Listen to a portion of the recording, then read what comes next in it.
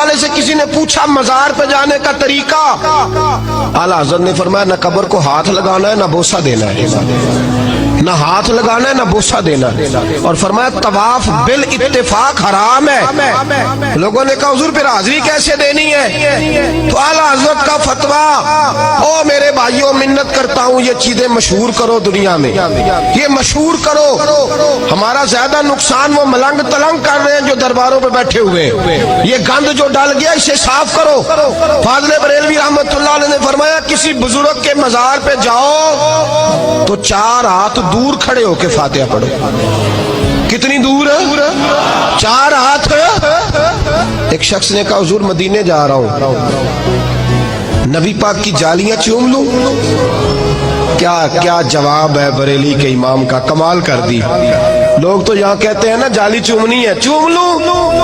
आला हज़रत उससे पूछने लगे तेरा मुंह इस काबल है तो मुस्तफा की जालियों को लगाए?